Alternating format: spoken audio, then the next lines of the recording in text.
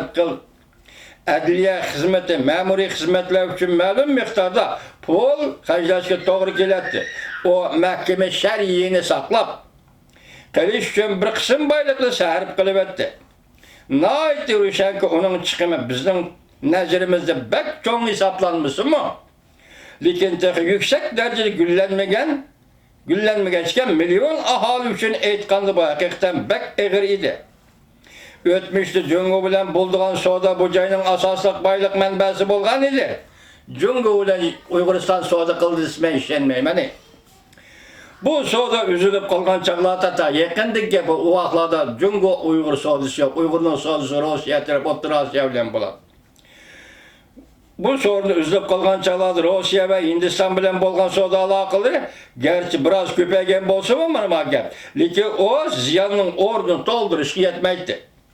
Amaliyotda bu devlet eğer cumhurluklarının pen parası, hüner sanati ve savdo işlerideki maharet olmagan bolsa, cumhurluklar savdo qilanda Charles Borgin unutib qolsiz, cumhurluklar xiyonet qildi. O'g'irlik qildi. Tijoratdan bilan cumhurluk. O texmin amratlı işletken boladı. Bozruk Xan hüküm sürgen mezgildeki. Uruş yıllarda fakat şaliyet rayını talantaraj kılıç ve bu yerden mecburi bac eleş zörür kirimge ilgi buluştan birden bir çaresi bulup kaldı keçirenler vatandaş da. Kızıl çırak lepildeydi piştirerek okusaldım keçirenler.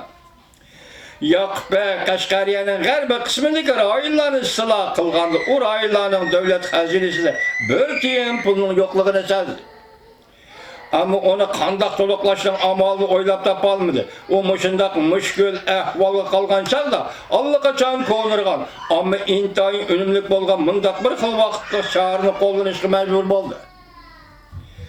O buning sodiq fuqarolariga o'zining islohchi bo'lish layoqati bilan bu mamlakat bütün yerlardan ilgisi işkenligi ama hozir bu yerni fuqarolar arzon bahoda setib berish olaydiganlik haqida e'lon chiqardi. Lekin o cumhurluklara beyat kılgan Müslüman hallarının yer ziminlerini ve han amballarının mal mülklerini üzülen agaç kişiler içindeki meşhur kişilerge inam kılıp verdi. Bu kişiler muşu inamının bedeli her bir septi mecburiyet ödeş orkalık cevap koyturdu. Bunda uzun tamam konu piyudallık tüzümle endizi kılgan idi. Şunun bile yakbel. Otur əsrdəki piyudalara xas barlıq hüquq və pozda ilgi bulub aldı. Məhkəmə şəriyə bolsa bu yeni hükmranı qollaş hesabıqa zor miqdarda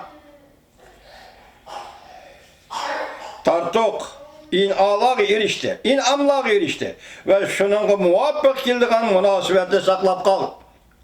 Məscid və mədreslərini təmin etiş üçün məxsus işlətildiğən burun xiracətlə Türkistanla talışış yığılıqları da üzülüp qalğan idi. Hazır qaytadan əsli keltirilganning ustiga padişahning keng qo'rsaqligini, mardligini va İslamiyatga bo'lgan hurmatini bildirish uchun ularga yana yangi boshdan mol-mulk ajratib berildi.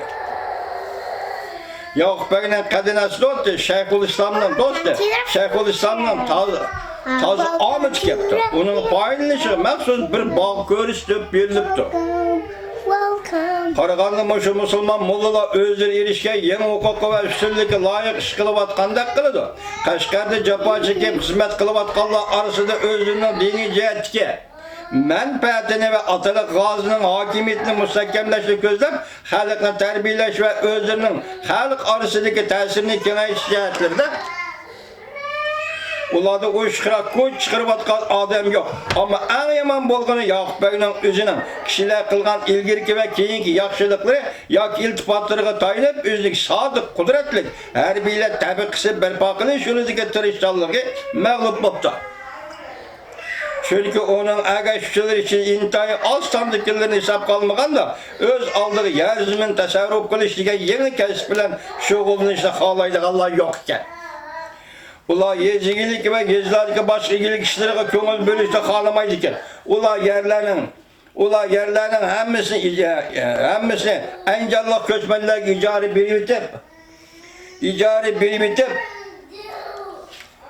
özleri orduga kirib olibdi yoki ayshratga berilib g'arq bo'lib ketibdi va yoki tayyorlik bilan tayyor topishib bilan yashab kelyapti. Hatta Batır oğlan dep medilgen öz aldığı mın adamını kırgan. Katılla Abdullah Bey'dek harbiymi, yığılıkla 5 kandın kiyili 3 gün işip gitipti. Tüven dercilik harbiyle arasıdı mı? Hani şunda. Geçirinler vatandaşlar, beni geçirinler.